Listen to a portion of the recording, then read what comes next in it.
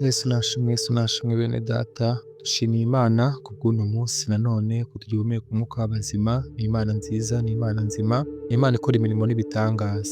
Ndabashimiye namwe mwese dukomeza kubana, muze mukomeza mutwandikire muri comment, mwongere munakande like kugira ngo dukomeze tubane muri bino byigisho, kandi Imana ijye ikomeza kubaha umugisha, mukomeza gukurikira ibyigisho byacu. Ijambo ry'Imana rikomeze ribahindure, rikomeze ribe ibiryo bitunga ubugingo bwanyu. Imana ikomeze ibafashe kandi Imana ikomeze tugirire neza. Njye mugiye kubana n'Intagandashyaka Robert, reka dutangire dusenga kugira ngo Imana ikomeze ibane natwe. Nyagasani Imana yacu turagushimiye, turaguhimbaje. Uri Imana nziza, uri Imana nzima, uri Imana ikomeye, uri Imana ihambaye. Witwa Uwiteka, witwa Ndiho, wahozeho na n'ubu uracyariho. Uwiteka Nyagasani Imana yacu, ubanza twese dutunganye kugira ngo twumve ijambo ryawe twejejwe, kugira ngo twumve ijambo ryawe dutunganye, kuko uri uwera kandi ubana n'abera. Komeza ubane natwe kandi ukomeze udufashe muri byose, ukomeze utwiteho kandi ukomeze udufashe. Twisenze mu izina rya Yesu Kristo umwami wacu n'umukiza, amen amen.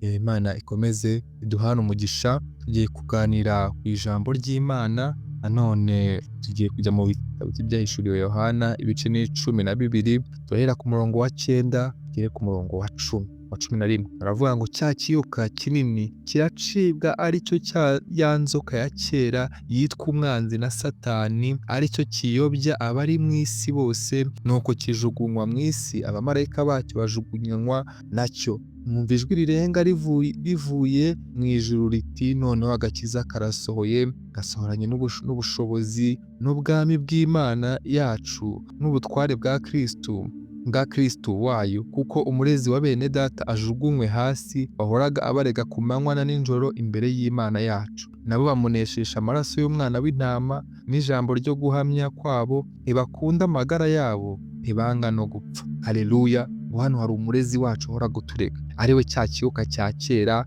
cyaraciwe, aricyo nzoka ya kera, ariyo Satani, kitwa Satani, umwanzi Satani. Yaraciwe mu ijuru, yahoraga aturega imbere y'Imana. Iyo usobye mu gitabo cya Yobu, kikwereka ko Satani ari wajyanye kirego imbere y'Imana, avuga ngo ese ngo yowe yabuzwa n'iki kukubaha, uko wamuhaye ubutunzi bwose, ukamugirira neza, ukamuha abana, ukamuha imigisha yose, we yabura ute kukubaha? Ariko Imana ibwira Satani ati noneho ndamuguhaye umugerageze. Ibiriya bibazo byose byamugezeho ni ukubera ari Satani wari wamusabye. Satani ari igihe ajya dusaba muri buno buzima bwacu. Satani ari igihe ajya dusaba Imana, akatugenza, akaduteza ibigeragezo, akaduteza indwara, akaduteza byo tutabasha gukora iki? Kwihanganira. Ariko yaratsinzwe. Mu ijuru baramumanuye, ntakiri umurezi wacu, ntakiturega ku Mana, ntakitujyanaho ibirego imbere y'Imana. Yaraciwe, ni igicibwa. Haleluya! Niyo mpamvu dukwiye kumurwanya natwe. Nubwo yatumanukiye, nubwo yamanutse muri ino si, nubwo tugerageza, ariko dukwiye kumurwanya dushize amanga. Kuko ijambo ryatubwiye ngo kuko umurezi wa bene data ajugunywe hasi, wahoraga abarega ku manywa na nijoro imbere y'Imana, ngo nabo bazamuneshesha amaraso y'umwana w'intama. Nta kindi tuzamuneshesha usibye amaraso y'umwana w'intama. Iyo tumaze kwemera Yesu Kristo, ya maraso y'umwana, ya maraso ye aza mu buzima bwacu, akatweza, akadutunganya, tukava mu gitabo cy'urupfu ahubwo tukajya mu gitabo cy'ubugingo. Tuba tumunesheje icyo gihe. Iyo tumaze kwemera Yesu Kristo nk'umwami n'umukiza w'ubuzima bwacu, tuva mu gitabo cy'urupfu, hahandi Satani yatujyanye mu rupfu kuko yamaze gucirirwaho iteka, ahubwo Imana ikatwimura, ikatubyara, ikaduhindura abana b'iki? Abana b'Imana, akatwandika mu gitabo cy'ubugingo. Kuko ngo abemeye Yesu Kristo bose yabahaye ububasha bwo kwitwa iki? Abana b'Imana. Iyo tumunesheje, tuvuye kwa Satani, tuba tubaye abana b'Imana. Tuba tumunesheje iki? Amaraso ya Yesu Kristo niyo tuba tumunesheje. Uranone nta kindi tumunesheje ngo ni ijambo ryo guhamya kwabo. Dukwiye guhamya Yesu Kristo mu buzima bwacu bwose, tugahora duhamya Yesu Kristo, tugahora twereka abantu bose ko turi iki? Turi aba Kristo. Niyo mpamvu iryo jambo aba Kristo ryaje. Abantu barabarebaga bakabona basa nka Kristo, abantu barabarebaga bakumva bavuga nka Kristo. Natwe igihe cyose tukwiye guhora dusa nka Kristo, mu mivugire tugasa nka Kristo, ntituvugane umushiha, ntituvugane dutongana, tukavuga dutuje, turi abagwaneza nk'uko Yesu Kristo yarari. Haleluya! Tukagenda nka Kristo. Kristo yagendaga akora iki? Atunganye, yagendaga akiranuka. Natwe tukaba ariko tugenda. Icyo gihe tuzaba tumunesheje iki? Ijambo ryo guhamya. Duhamya mu bikorwa, duhamya mu magambo, ariko ibikorwa byacu bigahamya Yesu Kristo. icyo gihe Satani tuzamunesha. Icyo gihe Satani ntacyo azadukoraho, azaduteza ibibazo, azaduteza ibiki byose. Tuvuga ati turashinganye kuko turi ku mwami wacu Yesu Kristo. Pawulo ajya kuva mu buzima, Pawulo ari buri gihe gito afite, yandikiye Timoteyo, yari umwana yo mu buryo bw'umwuka. Muri Timoteyo wa kabiri aramubwira ngo unarwanye intambara nziza, narinze ibyo kwizera, ngo bumbikiwe iki ikamba. Ngo narwanye intambara nziza. Dukwiye kurwana intambara nziza, tukarwanya Satani, tukarwanya abadayimoni, dukora imirimo myiza yo gukiranuka, kuko yaravuze ngo narinze ibyo kwizera. Natwe dukwiye kurinda ibyo kwizera, dukwiye kurinda ibyo twamenye, dukwiye kurinda Kristo twamenye waje mu buzima bwacu, tukarinda Mwuka Wera waduhawe, yaduherewe kugira ngo atuyobore muri ino nzira, tukamurinda ntitukamuteze iki agahinda. Kumuteza agahinda ni ugukora ibyo atifuza, ni ugukora bya bindi yatubujije akatubwira ati wica ukahaca. uba uri kumuteza agahinda, ntabwo uba uri kurinda iki ibyo kwizerwa. Rinda ibyo kwizera. Haleluya. Ibyo twizeye Yesu Kristo, ibyo tugomba kwizera kuri kurinda. Kandi iyo tubirinze dukora iki? Tubikirwa iki? Ikamba ry'ubugingo. Kuko Pawulo nawe yabikiwe ikamba ry'ubugingo. Nubwo yapfuye bamuciye umutwe, ariko yakomeje kurinda ibyo kwizera, akomeza kuvuga ubutumwa. Yaravugaga ngo gupfa ni inyungu, no kubaho ni iki? Ni inyungu. Kuko gupfa yagombaga gusanga umwami Yesu Kristo. Nanone kuba ari mu buzima yagombaga kubwiriza ubutumwa, yagombaga kugenda ahamya Yesu Kristo. Natwe kubaho ni ukugenda duhamya Yesu Kristo, tugahamya ibyo twizeye. Haleluya. Tugahamya ijambo ryo guhamya, tugahamya Yesu Kristo twizeye, nk'uko Pawulo nawe yagendaga akora iki? Ahamya. Haleluya. Imana ikomeze iduhane umugisha. Pawulo nawe yagendaga hano, niyo mpamvu yandikiye Timoteyo avuga ngo narinze ibyo kwizerwa, ubumbikiwe iki? Ikamba ry'ubugingo. Dukwiye kurwana intambara nziza bene data. Imana ikomeze iduhane umugisha. Ngo kandi ngo ntibakunda amagara yabo, ntibanga no gupfa. Na Pawulo ntiyatinyaga gupfa, ntiyakunze amagara ye. Ajya gupfa, umuhanuzi yaraje ajya mu mwuka aramubwira ati afata umukandara warawikenyeza, aramubwira ati nyiri no mukandara niko bari buze kumubohera i Roma, najya i Roma baramuhoberayo. Pawulo aravuga ati nigo napfira mu mwami wacu Yesu Kristo, ko nzaba ndi kuvuga ubutumwa.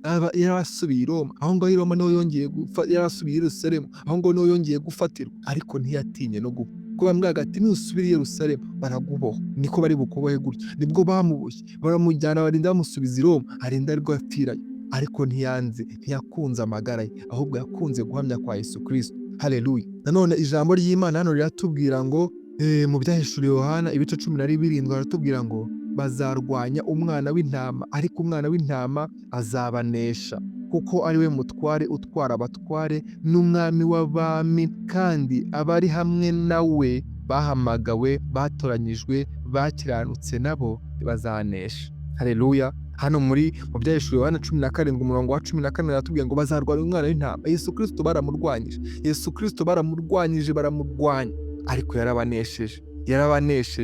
Abo mutware utwara abatware, abo mwami w'abami. Haleluya. Yesu Kristo isi yaramurwanyije, Yesu Kristo Satani yaramurwanyije, umubiri waramurwanyije, ariko umusaraba umubiri waramuriye. Asaba n'Uwiteka, aramubwira ati Uwiteka, kino gikombe kindenge. Nuko umubiri wari umaze kunanirwa, nuko yabonaga byose biri kumubabaza.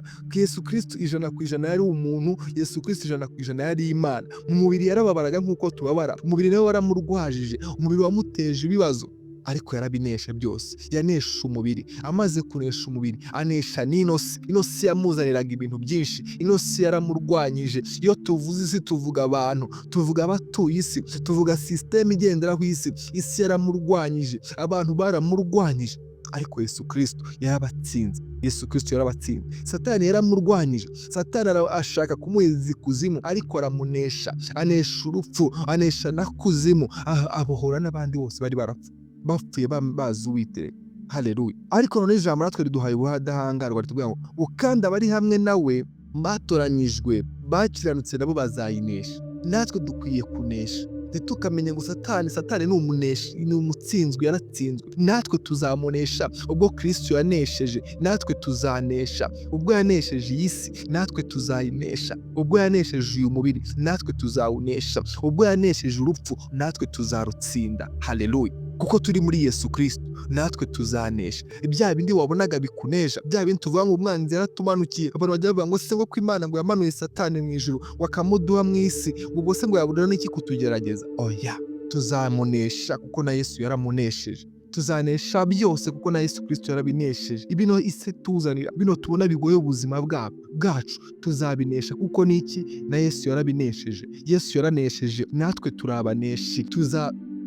Tumaze kumwizera duhinduye abami n'abatanu. Umwami arategeka, tuzategeka mu izina rya Yesu kuko ngo ni umwami w'abami, ni umutware w'abatware, ntawe uri hejuru ye. Yesu Kristo niwe byose. Yesu Kristo niwe dukomeza kwishingikirizaho, niwe dukomeje kubaho, natwe azatuneshereza muri ino si. Haleluya. Wowe icyo nagusabaga, wowe utaramwizera, emera Yesu Kristo nk'umwami w'umukiza wawe, kuko ngo abari hamwe nawe, abo yatoranyije, abakiranutse.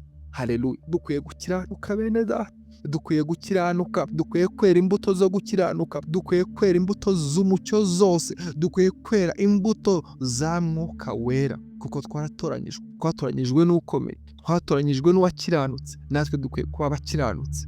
Haleluya. Natwe azatunesheje, natwe azatugirira neza, natwe azadukoresha ibikomeye, natwe azadukoresha iby'ubutwari kuko nawe yakoze iby'ubutwari. Haleluya. Kuko yatubwiye ngo mujye mundeberaho, nta wundi tureberaho ni Yesu Kristo. Nta wundi role model wacu ni Yesu Kristo. Nta wundi cyitegererezo cyacu ni Yesu Kristo. Niwe wanesheje.